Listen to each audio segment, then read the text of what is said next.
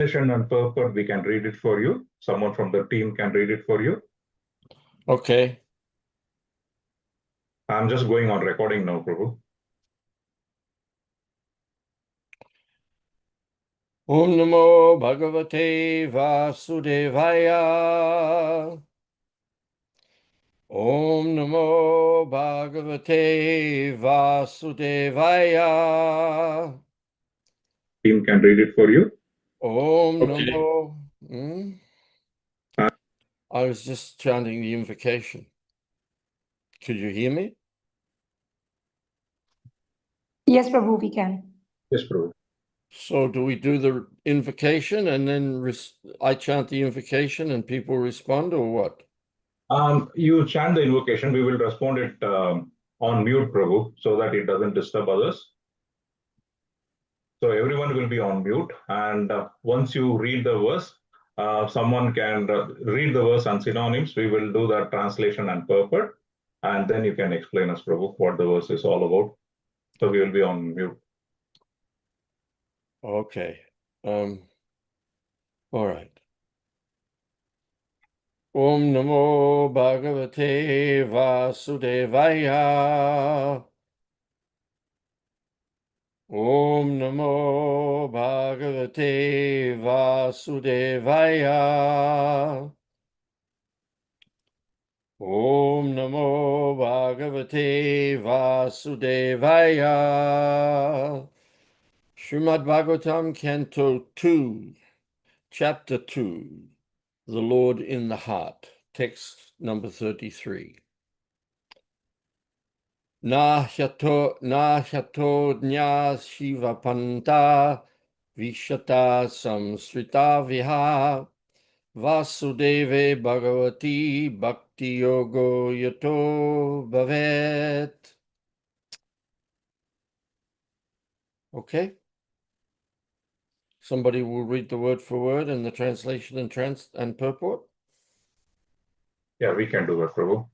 Or shall I do something? However you feel comfortable, Prabhu. If you want to do that, you can do it as well. I'll do it. Yeah. Everyone will be on mute still, though, will they? Yes, correct. That's right. So I'll just do the Sanskrit and the English, and then the translation, and then the purport. Correct. Yeah. Okay, synonyms. Na, never. He, certainly. Ataha, beyond this. Anyaha, any other. Shiva, auspicious. Panta, means. Vishata, wandering. Sangshrita, in the material world. Iha, in this life. Vasudeve, unto Lord Vasudev, Krishna. Bhagavati, the personality of Godhead. Bhakti Yogaha, direct devotional service. Yatha, wherein. Bhavet, may result in. Translation.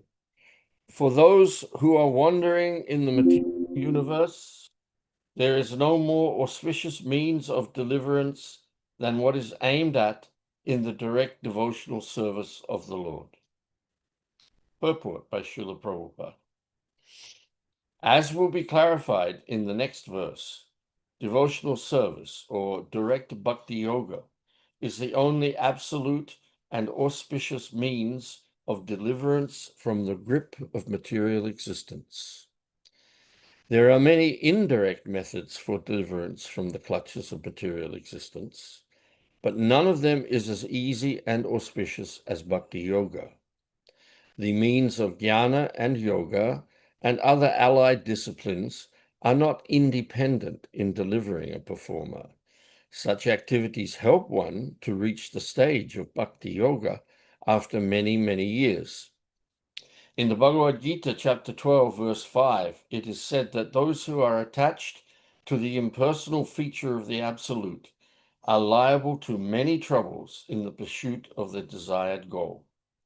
And the empiricist philosophers, searching after the absolute truth, realize the importance of Vasudeva realization as all in all, after many, many births.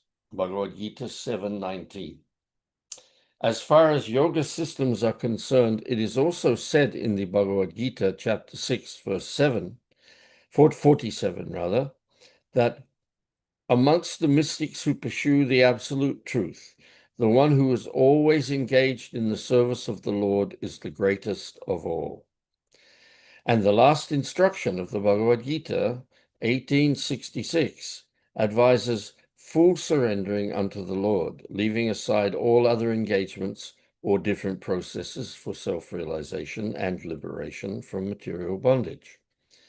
And the purport of all Vedic literatures is to induce one to accept the transcendental loving service of the Lord by all means. As already explained in the texts of the Srīmad Bhagavatam first canto, either direct bhakti yoga or the means which ultimately culminate in bhakti yoga without any tinge of fruitive activity constitute the highest form of religion. Everything else is simply a waste of time for the performer. Srila Sridhar Swami and all other acharyas like Jiva Goswami agree that bhakti yoga is not only easy, simple, and natural, and free from trouble, but is the only source of happiness for the human being. Hare Krishna. Do we stop sharing screen here and go back to... Yes, Prabhu. Correct. I'll stop share now. Sorry? Yes, well, there we are. So how many people are on? 22 people. My goodness, we have a crowd here. Yes, usually it is 22 to 30 people will be there online. That's very nice. Good morning, everyone. I'm very happy to be here with you all. How does it work? Do you have it on? I've got my screen on multi-speaker so I can see everyone. Yes. Most people aren't revealing themselves. We can reveal. It's nice. I like to see everyone. Okay. Yeah. Anyway, I'll get on with it. I don't want to waste your time. So this is a regular program. I saw it yesterday morning. I only just arrived in Brisbane day before yesterday. So yesterday morning we were watching Harinamananda, and I think he gave a very nice class. So I'll try and emulate him in some way and hope you're not all bored by me. So this second chapter of the second canto is a very important one,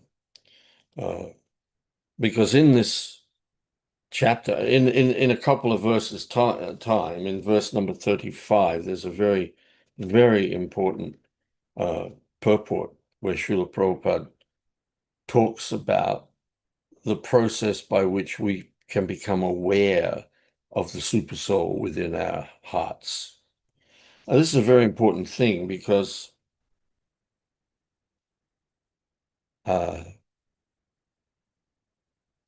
super soul is not some entity that just is implanted in our hearts or pops up in our hearts when we become involved in Krishna consciousness. Super soul's been with us in every lifetime we've ever had in the material world. And that's countless lifetimes. The Paramatma has been our constant companion. And he is satisfying all our desires. This is a very important philosophical point to understand. There's a very nice purport you can all make a note of now and read later in the 5th chapter of the Bhagavad Gita, verse number 15, where Prabhupada describes there, the nature of desire, the nature of the Lord as Vibhu, the possessor of all opulences, the nature of the living entity as being independent And because he's a living entity, he has the capacity to desire by his free will, but he misuses his free will and gets himself entangled in the material world. And that's a desire, actually. That's a desire. And then in the material world, we are completely dependent upon the Lord to satisfy our desires. We cannot independently satisfy our desires. We're totally dependent on the Lord.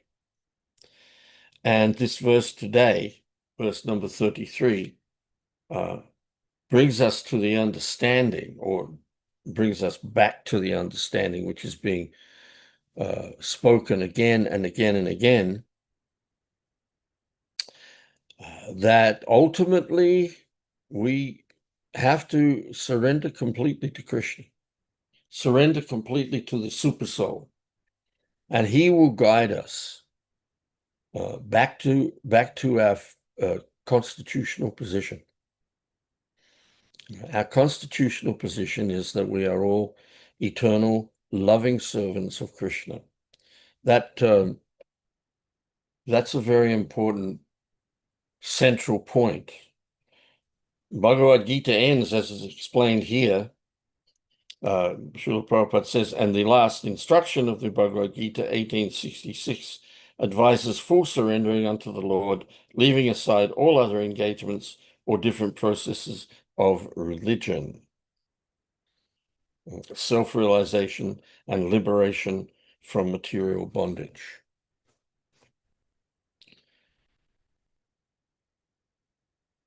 In the teachings to Sanatana Goswami, Chaitanya Mahaprabhu picks up from that point where Krishna says, just surrender unto me. And he is presented by Sanatan with the question, well, who am I? What am I here for? Why do I exist, basically? Why do I exist? And his answer immediately is, you're the eternal servant of Krishna. This we've forgotten. There's a very in the purport of that verse in the 5th chapter, verse number 15, there's a very powerful paragraph at the end of the purport where Srila Prabhupada says, I'll just read it to you.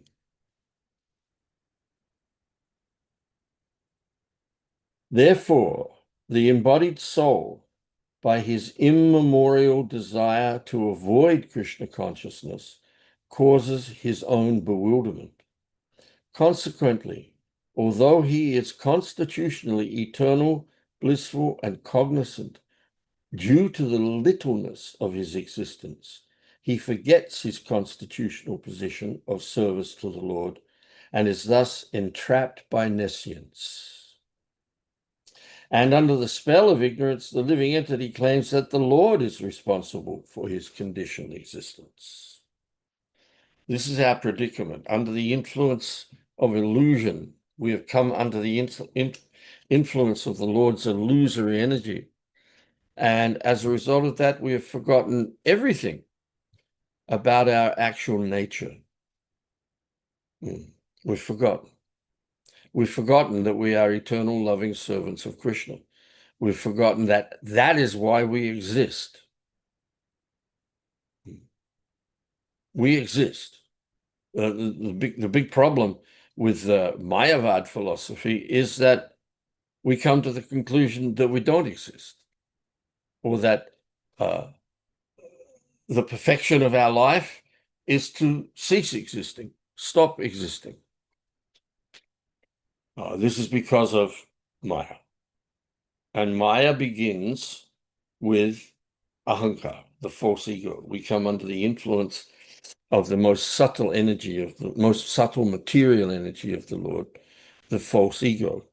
And under the influence of the false ego, as it's explained very nicely here at the beginning of this verse we're studying today, the first phrase, for those who are wandering in the material universe. This is what happens. Under the influence of the false ego, we become wanderers through 8,400,000 species of life, through trillions of planets all over the universe, so many different circumstances of life. We wander through all of these under the influence of the false ego, pursuing desires, material desires. Our desires have been material, again, since time immemorial. We desire to enjoy the material world. We enjoy a desire to rule over the material world and utilize the material facilities for our pleasure. The problem with that is that we are so illusioned that we don't really understand that we are not in any way the masters of the material world. On the contrary, we are completely under the control of the material energy. And the material energy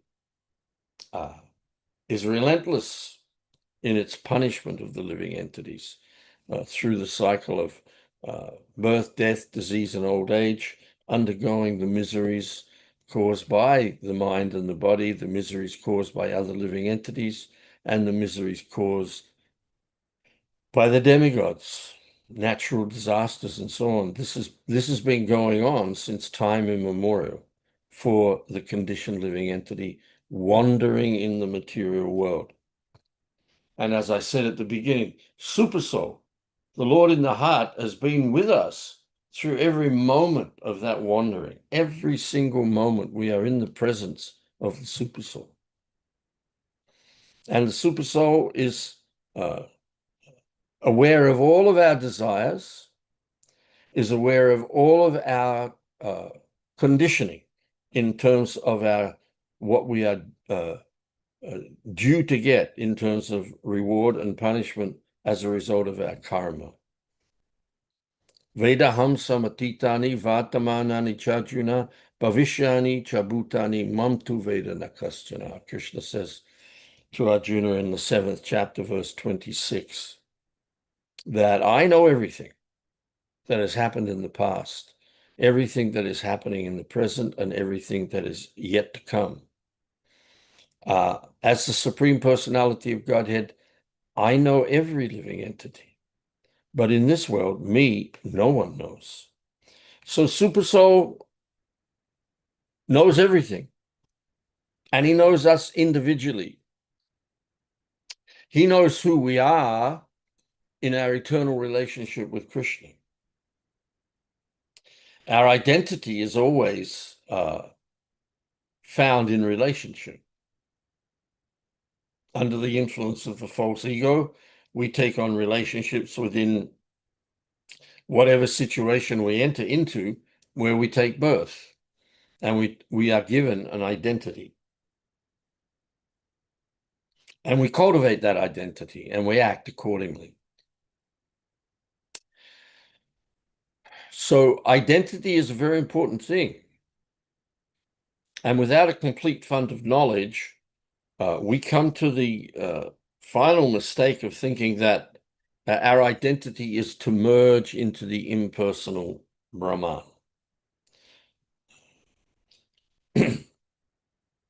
But here, we go on in this verse, it says, there is no more auspicious means of deliverance from the influence of the material energy than what is aimed at in the direct devotional service of Lord Krishna. This knowledge of devotional service, this knowledge of bhakti yoga, Krishna explains to Arjuna, this is the Rajavidya, this is the Rajaguyam, this is the most confidential knowledge, this is the king of education. Not just in terms of this little planet, but in terms of the totality of all that exists. The most confidential knowledge is that Krishna is the Supreme Personality of Godhead. We are all his eternal parts and parcels, and our eternal identity is found in our relationship with Krishna through the process of direct, loving, devotional service to the Lord.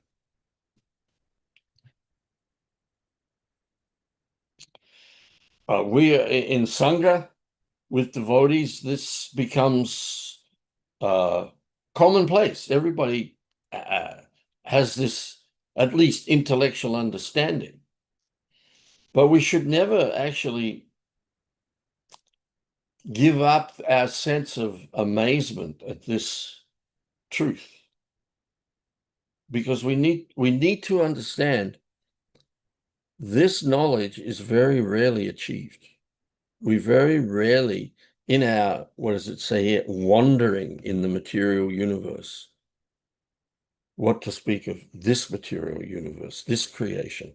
We've been wandering in the material world for countless creations. And this knowledge that we are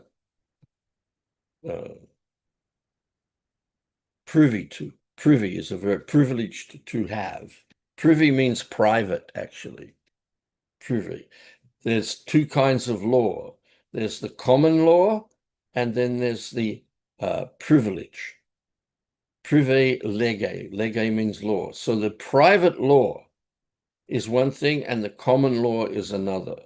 The common law, which affects everyone in the material world, is Devi Yesha Gunamai Mama Maya Duradyaya.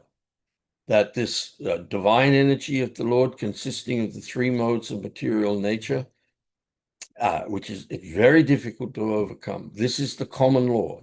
We are all under the influence of the three modes of material nature. No one, from Lord Brahma down to the most insignificant entity in the material world, is free from the influence of the modes of material nature.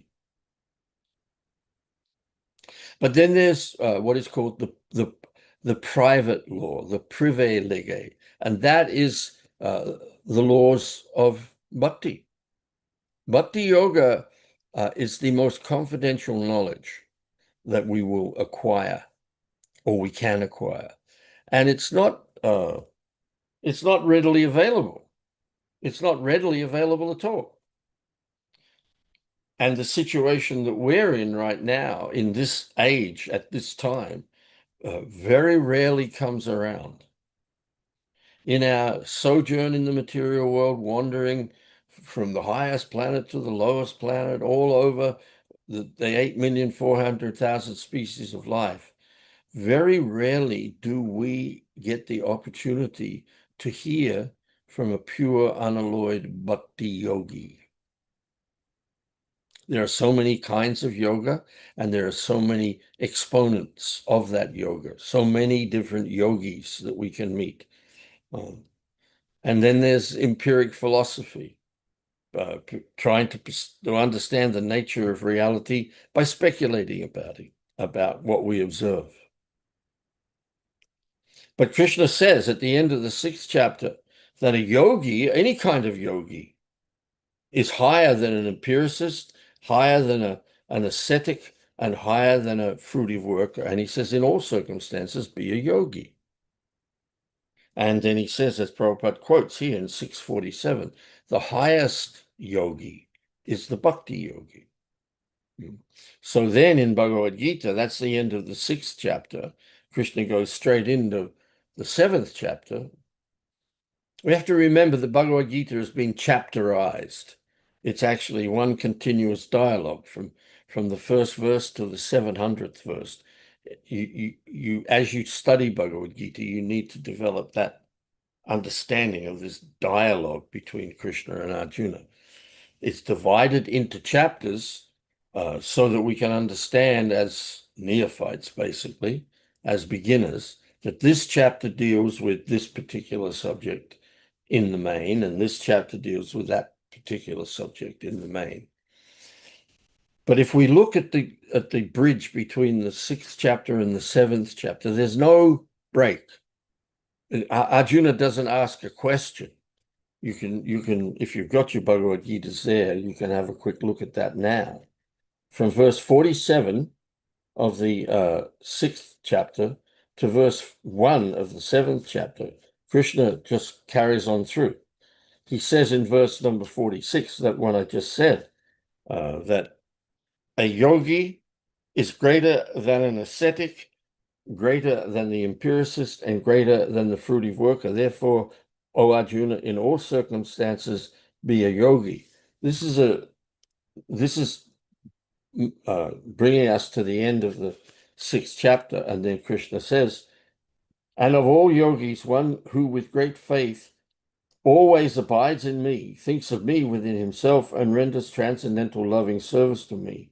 He is the most intimately united with me in yoga and is the highest of all. That is my opinion. This is a summation of actually the first, chapter 2 to chapter 6, because from chapter 2 all the way through to the end of chapter 6, actually the 32nd verse of chapter 6. You can look at this later yourselves if you make note.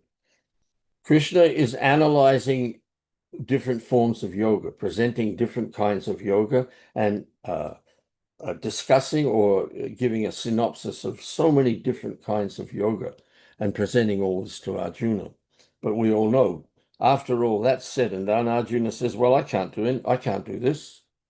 I can't do this. This is all about controlling the mind, and I can't control my mind by these means. And then we go through how Krishna says, yes, well, that's true, but you can do it by proper practice and detachment. So he's indicating proper practice is something else other than what he's spoken about. And that's bhakti. Jnana yoga, kama yoga, dhyana yoga, hatha yoga, so many different types of yoga. They're all actually stepping stones to bhakti. And unless and until one comes to bhakti, then one's understanding of the absolute, one's understanding of reality is not complete. So Krishna's endorsing yoga. Be a yogi regardless, be a yogi. But then he makes his, as he says, my opinion. Krishna's got a great sense of humor. His opinion is the absolute truth. But he's saying that this is my opinion. And my opinion is you become my devotee. And then he goes right on into the 7th chapter and says, now hear from me how by practicing this yoga with mind attached to me, practicing yoga in full consciousness of me, with mind attached to me, you can know me in full, free from doubt. The point I'm making is that this is very rarely achieved. It is very rarely that we come to Bhagavad Gita as it is. As Srila Prabhupada says at the beginning of his Bhagavad Gita, so many editions of Bhagavad Gita, but none of them actually deal with what the Bhagavad Gita is about, because none of them actually recognize Krishna for who he is, the greatest philosopher, the greatest yogi, the greatest everything, Vibhu, the Bhagavan, the possessor of all knowledge, all strength, all fame, all beauty, all knowledge and all renunciation, the source of everything. Vedanti tat tatva vidas tatvam yas jnanam advayam brahmati paramatmati bhagavaniti subjate. This understanding of the absolute truth in all phases is only achieved through the practice of bhakti, through coming in contact with a bhakti yogi. You don't get this knowledge from a jnana yogi.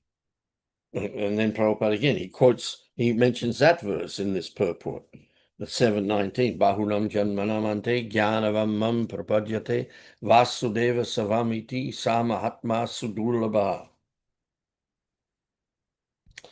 After many, many births, the one who is actually in knowledge surrenders unto Vasudeva, understanding Vasudeva Savamiti, Krishna is everything, and such a great soul is very rare.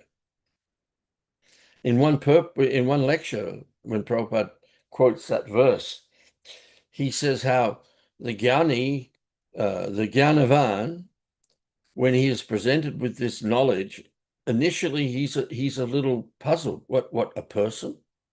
A person is the source of everything? Because All other forms of yoga, other than bhakti yoga, are impersonal. They are about gaining some strength, some knowledge, some power, some influence, some opulence from the energies of the Lord, without even understanding whose energies they are. Whereas bhakti yoga is all about a personal relationship, as this verse says, the direct devotional service of Lord Krishna. So this is very rarely achieved. It is very rare that we come in contact with this knowledge as it is being handed down from the pure devotee of the Lord. Therefore, we see in the Guru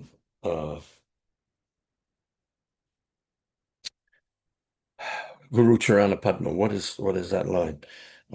My only wish is to have my consciousness purified by the words emanating from his lotus mouth. Coming in contact with a pure devotee of the Lord who is understood to be the external manifestation of the Supersoul is very rarely achieved. To give some indication of the rareness of that, there's the analogy or the example of, imagine that there's a turtle in the middle of the Pacific Ocean, and he's just coming back up to break the surface to get more air.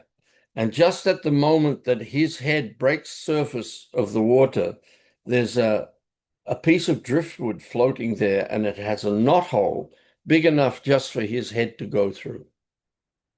And that's what happens. He breaks the surface and his head passes through this knothole in a piece of driftwood in the middle of the Pacific Ocean. I mean, if you look, I'm not a mathematician, but what are the mathematics of probability of that ever happening? So if we want to make real tangible progress in this path, we need to keep this in mind, because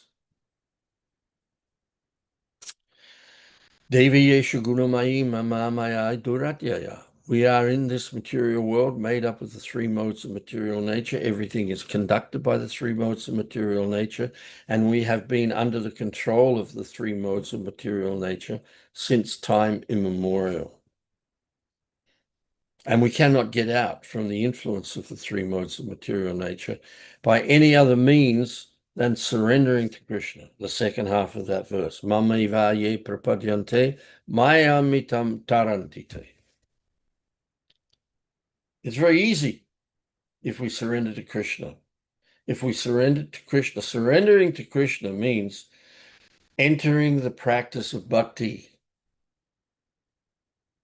Bhaktyamam abhijanati javan jasjasmi tattvataha, Krishna, in his conclusive statements at the end of the 18th chapter, says that to Arjuna. Bhaktyamam abhijanati javan jasjasmi tattvataha. You can only understand me. You can only understand me as I am, standing before you as the Supreme Personality of Godhead. You can only understand me bhaktya, by bhakti. By bhakti. Bhakti stands above all other forms of knowledge. Bhakti is the highest platform of knowledge. It is the most confidential knowledge. Itang tute guyatamam prakshami anasuyave. Krishna begins the 9th chapter of the Bhagavad Gita with this statement. Because you are never envious of me, I am going to reveal to you this most confidential knowledge. This most confidential knowledge is not available to the foolish and the unintelligent who think that Krishna is just another ordinary guy, just another material person who's got his point of view about things. and his point of view is no better or no worse than anyone else's. This is all very dangerous thinking. We are in the presence of the Supreme Personality of Godhead. Once we come in contact with this knowledge as it is being handed down by a pure devotee of the Lord. And this chapter is very important in this regard because the spiritual master is understood to be an external manifestation of the Paramatma. Paramatma is always waiting on us. He's directing our wanderings wherever we want to go, whatever we want to try to achieve, he takes us there. But he's always waiting for us to turn back to him, to turn to him, or to become aware of him. And we become aware of the Paramatma by the mercy of the pure devotee of the Lord, who imparts complete knowledge to us. Brahman, Paramatma, Bhagavan iti sabjate. This is complete knowledge. The supreme absolute truth is a non-dual substance progressively realized as Brahman, Paramatma, and Bhagavan. And in reverse, because there is Bhagavan, there is Paramatma, and there is Brahman. They are non-different. You cannot separate them. The Supreme Personality of Godhead is all pervasive. The Brahman effulgence is the Brahman is the Brahmajyoti, the effulgence coming from the body of Bhagavan. Paramatma is an expansion of Bhagavan, an expansion of an expansion of an expansion. But the potency of Paramatma is such that he can guide us out of this material world. So spiritual master is not always personally present before us. My spiritual master left this planet 47 years ago. 48 this year. This is the 48th year. We're coming up to the 48th year since Srila Prabhupada left the planet.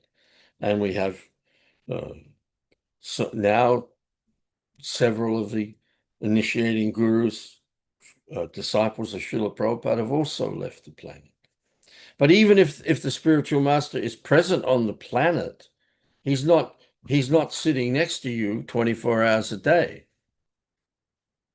He's not sitting next to you he's not sitting next to you 24 hours a day. You have to serve the spiritual master in separation. That is why it is so important in this second chapter of the second canto, as Sukadeva Goswami is beginning to answer Parikit's question of what should one do when he is on the threshold of death. Very quickly, Sukadeva Goswami is bringing us to an understanding that the Lord is always present with us. The Lord is always present with us. And the external manifestation of the Lord, the spiritual master, he gives us the instructions to follow. And Supersoul helps us follow those instructions if we have the desire, to follow. And as a result of that, then we get ushered into, as it is said here, the direct devotional service of the Lord, of Lord Krishna. And this is the source of ultimate happiness. That's what's being referred to in the where are we? The last paragraph, second last paragraph of this purport. As already explained in the texts of Srīmad Bhagavatam first canto, either direct bhakti yoga or the means which ultimately culminates in bhakti yoga without any tinge of fruitive activity constitutes the highest form of religion. Everything else is simply a waste of time for the performer. This is dealt with in the second chapter of the Bhagavatam. Canto 1. Very important chapter, Divinity and Divine Service, wherein Sutta Goswami begins to answer the questions, the 6 questions put by the sages of Nema Surrender. And the first one is, what is the highest dharma? What is the actual dharma of the human being? And we have this wonderful verse, Savai pungsam paro dhammo, yuto bhakti adhoksaje, oitaki apratihata yayatma suprasidati. The supreme occupation for all humanity is the param dharma is bhakti. The param dharma. Dharma has infinite manifestations. Actually, every form of life that you can enter in the material world has a dharma. That which holds you in that place, in the occupation of whatever it is, the occupation of a donkey, the occupation of a python. There's a dharma, there's python dharma, there's donkey dharma. So many dharmas, 8,400,000 dharmas. What to speak of the ultimate material dharma of Varnashram dharma. Varnashram dharma. But Varnashram dharma is a dharma for the human being to manage the false ego to the point where through practice of bhakti, one relinquishes the false ego. One relinquishes the subtle body.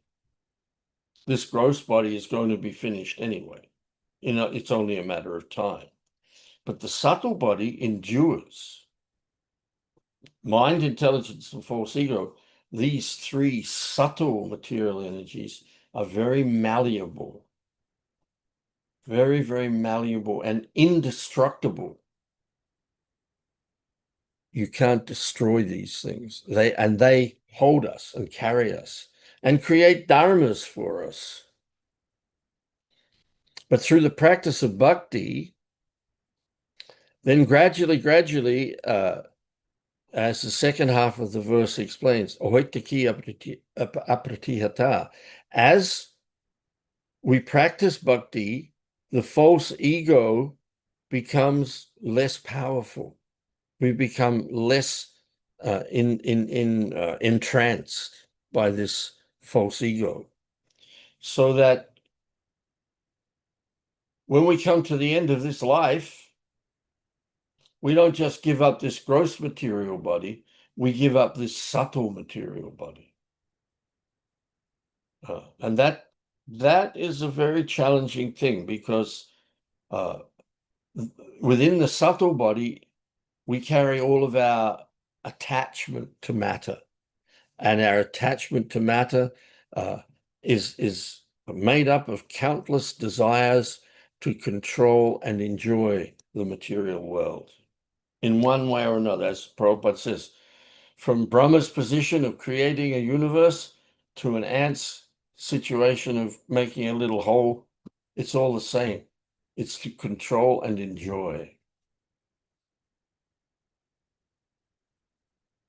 So the practice of bhakti yoga is the positive alternative.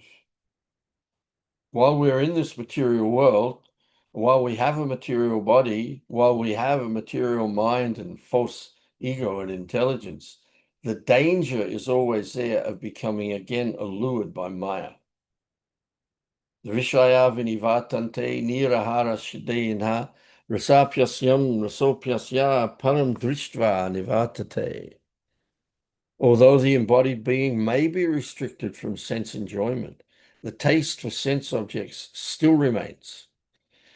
But ceasing such engagements by experiencing a higher taste, one becomes fixed in consciousness. That higher taste is bhakti. That higher taste is achieved, is attained through the practice of bhakti. And bhakti is based wholly and solely upon the process of hearing from the lips of a pure devotee, hearing the truth from the lips, the absolute truth, from the lips of a pure devotee. And then what is naturally there within us awakens. What is that verse? Lord Chaitanya says to Sanatan Goswami, Nitya Siddha Krishna Prema Sadhya Kabu Noi, Shravanadi Sudha Chitta Karaye Udoy. That Prema Bhakti, love for Krishna, direct devotional service to Krishna in loving relationship, is eternally established within the heart of every living entity. It is not something that is alien to us. It's not something that has to be introduced to us or injected into us. It's there. It's the substance of our existence. The substance of our existence is to be lovers of Krishna. Shravanadi Sudachita Karaye Odoy. By Shravanadi, then Sudachita, the chitta, the mind, the intelligence, the false ego, that's the chitta. Shravanadi Sudachita. By hearing Shravanadi, Adi means after the ways of the great authorities, not whimsically, and not speculatively, but hearing from authoritative sources, then the Suda, the chitta becomes Suda, it becomes purified. And then Karaye Udoy, this Krishna Prema, which is dormant now within the heart, becomes awakened. It's a process of reawakening. It's a process of coming out of amnesia, coming out of forgetfulness into remembrance of Krishna. That very statement that you have forgotten Krishna is very revealing, because you can't forget Krishna if you don't know him. You can't forget somebody that you don't have a relationship with. It's somebody you've never met. We have a relationship with Krishna, and that relationship is eternal. Right now, we are separated from it by this separated material energy of the Lord. Bhumir apo nalo vayu kang mano buddharevacha ahankara iti yangme bina prakriti astata. This is the earth, water, fire, air, ether, mind, intelligence, and false ego. These 8 together constitute my separated material energies. There's Krishna in Goloka Vrindavan. There's the material energy. We have entered the material energy. We have become separated from our real identity by taking on this countless false identity.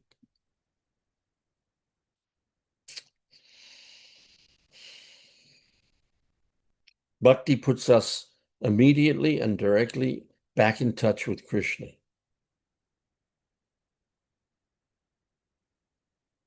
Does anyone have any questions or any comments, any reflections on anything I've said? Hare Krishna, Prabhu. I have a simple question, Naratan.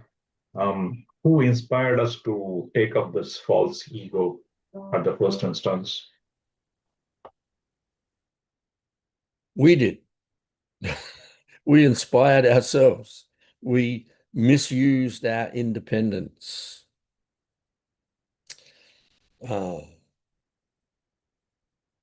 There's one very nice dialogue in Los Angeles in Prabhupada's room where he talks about this, where he says, because we are part and parcel of Krishna, we have minute independence. Krishna's independence is absolute. Krishna is infinite, but we are anu, very small, very, very small. So due to the smallness of our existence, we can become overwhelmed in our desires. We can become bewildered by misuse of our independence. Now, people bring up the argument, well, if we were with Krishna and everything was so wonderful, why would we give that up? And Prabhupada says, because you misused your independence.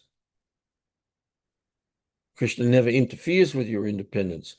And then the response to that is, well, isn't that a foolish thing for you to do? And that's the beginning, actually, of your redemption, to realize, yes, I'm a fool. I can use my independence to become a wise man, or I can use my independence to become a fool.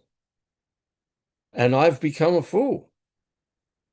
And that's the beginning of our success, because it takes humility to admit that.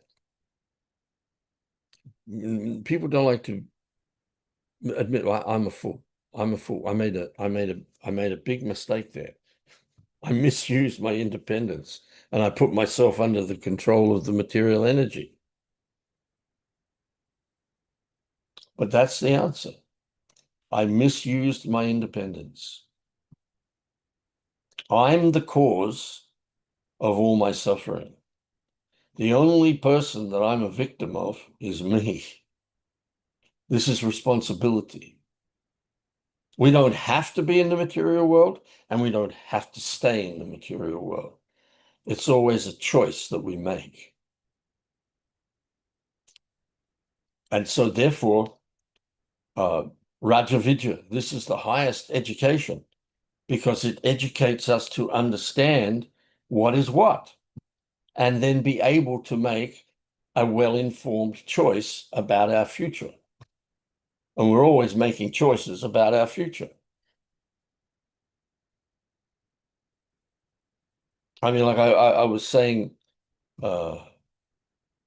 yesterday, and the last few days I've been saying to people I meet that everyone here in Australia is an immigrant of some particular standing. You may be first generation immigrant, second, or the child of immigrants, or the grandchild, so on. My family emigrated to Australia in 1833. So I'm the descendant of immigrants. And we all came, and they all come on the basis of making a choice about their future. We get a better future there, better future than where we are. Or we can work to make a better future. So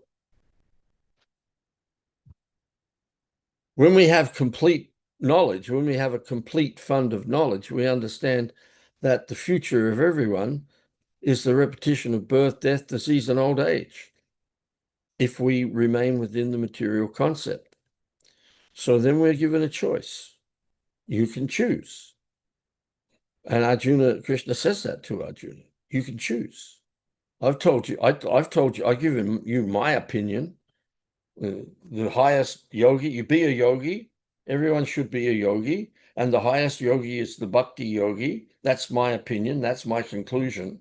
Now you consider this, and then you do whatever you like. You make the choice because you're independent.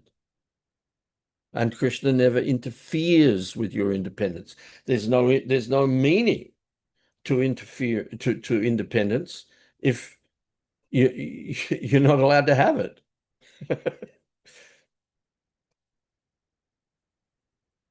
The difficulty is, by the misuse of our independence and coming into and choosing to come into the material world, we actually lose our essential independence because we come under the control of the three modes of material nature, which force us to act.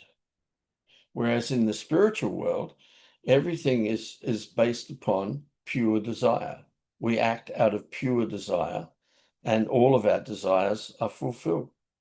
Kalpa vriksha, chintamani prakara sadmasu kalpa vriksha. The spiritual world is a very different place. But even there, you can do whatever you like. And so we chose to leave.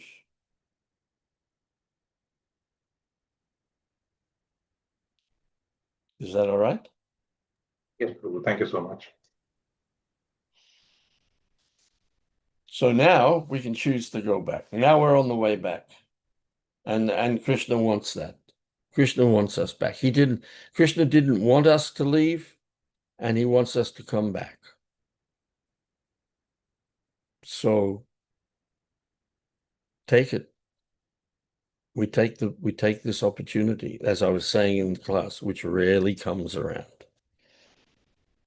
How are we for time? We are almost on the dot. Almost on the dot. So we stop there? Or one last question? Thank you all for coming. 26 people. My goodness. You're all pretty keen up here in Brisbane. One last round could work, Prabhu, if you available more. Yes, quickly, yes. Krishna Shah, let's see you. Hare Krishna. You're on mute. Hare Krishna, Prabhu. Hare Krishna. You have a question? No, I thought you asked if we can continue for a few more minutes. And I would love to continue if everyone's okay with it. And if you have more time, Prabhu. Well, I guess everybody's got other things they've got to do. And my wife and I, we're going to be in Brisbane for a couple of months, so we can do this again sometime, if you like. But if anyone has a question right now, we can do one more question.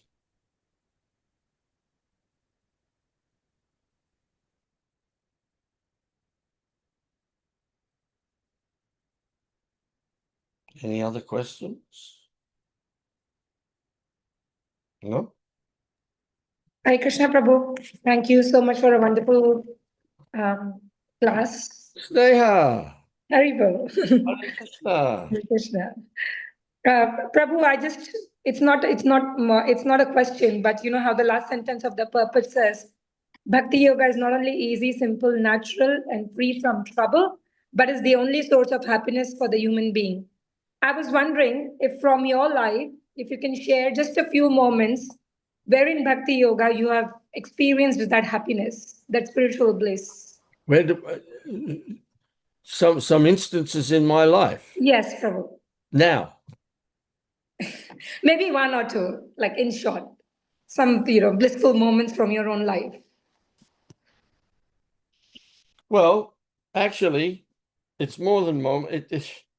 There's a very nice statement by Sanjay right at the end of the Bhagavad Gita in Prabhupada's purport. It's very, very revealing. I'll just read that and then I'll say something.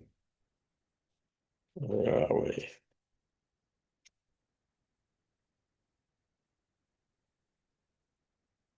In verse number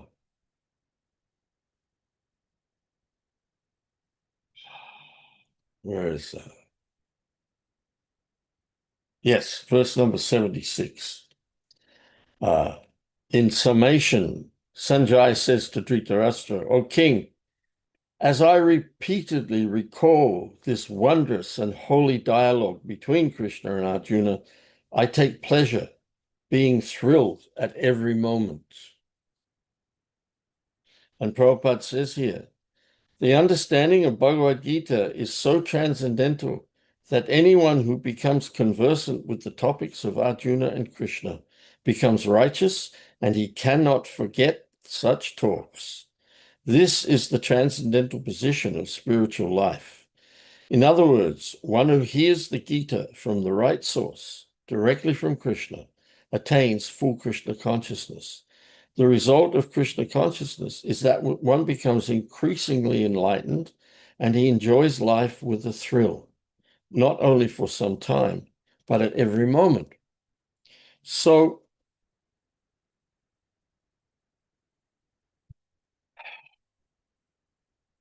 well, this might take a bit more time than we have, but I'll tell you a little story from the very early days that still gives me a thrill.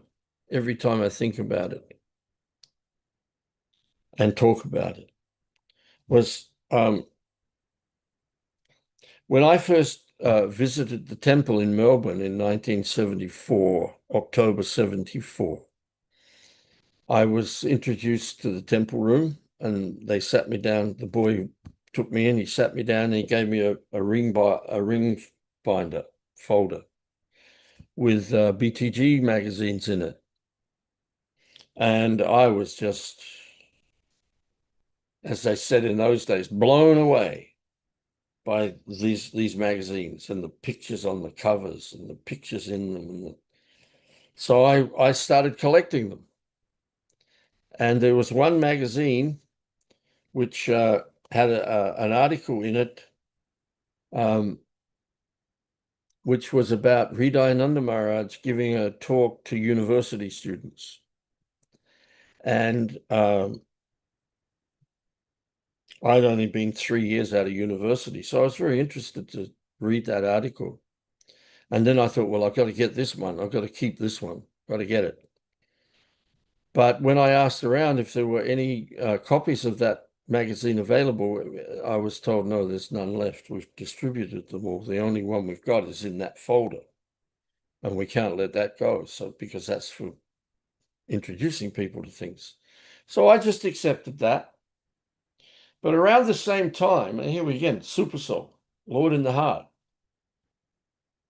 Devotees were talking. Actually, the lectures at the temple, the Bhagavatam classes were about these verses, the Lord in the Heart. And so devotees were talking a lot to me about how Krishna's in your heart and he knows everything. And he knows all your desires. He knows everything about you and so on. So I was like, not quite sure at that time. Well, what am I going to do? Am I going to keep working and have Krishna consciousness in my life, or am I going to just surrender and take my life into Krishna consciousness? So I was in this kind of ambivalent state of mind. And this one day I was walking down the street that I lived in. This was in Melbourne, in Richmond in Melbourne. It's quite a long street. And it was the sidewalk and then the median strip and then trees and so forth and then the road. I'm walking along and I was chanting and I started thinking, well, if Krishna's in the heart, if he's in my heart, he knows everything about me. He knows that I want that magazine, for instance. So I thought, well, if I meant to, and he knows where everything is. So if I'm meant to get that magazine, I guess I'll get it. And I'm just walking along like this slowly, and then all of a sudden, something on the grass caught my eye. And I looked again, and it was that magazine.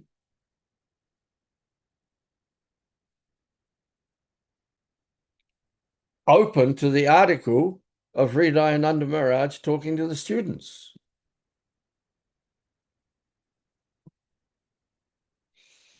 And my hair on my arms stood on end. I was stunned. I was amazed. I was shocked. I was surprised. I looked up the street that way. I looked up that way. I looked across there was nobody around. It was just me in the street. And just at the moment that I thought about that magazine was there. How it got there, I'll never know. But what I realized is that this is true. This is not coincidence. This is not accident. And it was very,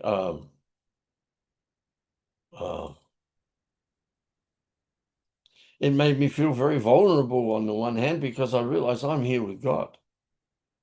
I'm here with Krishna, just Krishna and me, right here now. Not so.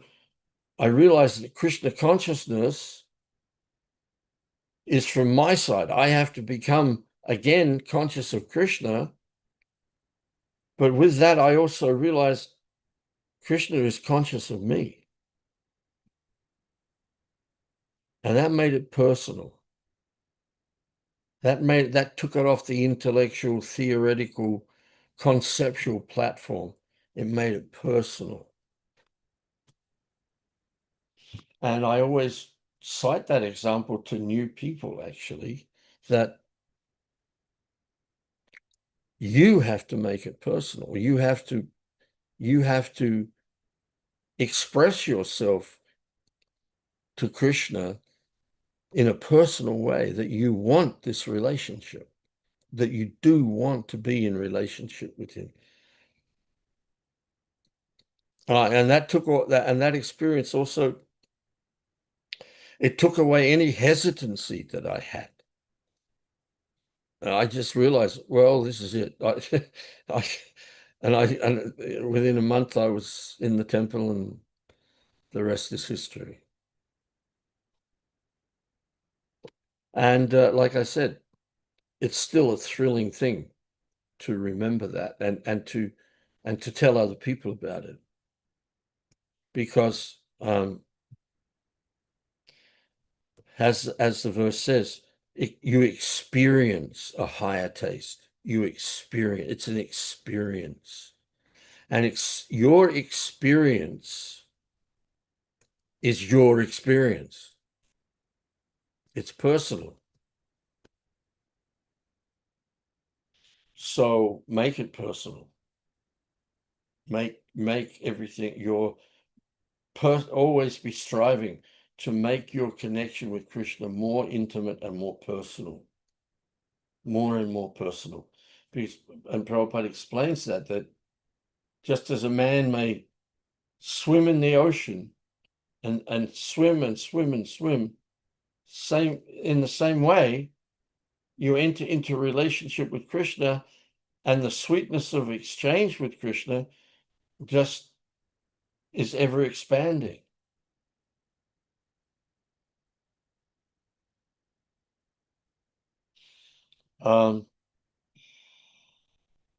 Is that enough for now? That is beautiful, Prabhu. Thank you so much for sharing it. That actually gave me thrills too, and I'm sure most of us watching would have, had the same experience. We hear that you're here for a few months, so we look forward to serving you, Prabhu. You and Mataji both. Hare Krishna, lovely to see you. How's Sanatan? He's doing really good. Well, you're going on the 10th? You're going on that yatra? No, Prabhu. We are here to serve you. Oh, very good. Oh, well, we'll be moving in tomorrow. Perfect. Sounds great. Hare Krishna. Hare Krishna. Hare Krishna, everyone. Prabhu, Hare Krishna, this is Sakila Das. Thank you very much for a very, very wonderful class. I am very sure that this class would make a difference in lives of everyone who was on the screen and everyone who's going to hear afterwards. I already saw in some notes that devotees are going to hear them again and take notes of the Bhagavad Gita verses. But for me, I think the last bit where we have to make our relationship with Krishna very personal was game changer. Thank you, Prabhu, and look forward to, again, as Sneha said, serving you very soon. Hare Krishna. Hare Krishna. Thank you so much, Prabhu. Thank you. Kripasindo Vaevacha Patitanam Pavanebhyo Hare Krishna. Thank you, Prabhu. Hare Krishna. Thank Hare you. Krishna. Hare Jayanti Krishna, Prabhu. thank you so much. Thank you. Hare Krishna. Thank you, We all Prabhu. sign off now. Hare Krishna. Hare Krishna. Thank you, Prabhuji. Prabhuji. Hare Krishna. Hare Krishna. Hare Krishna. Hare Krishna. Hare Krishna.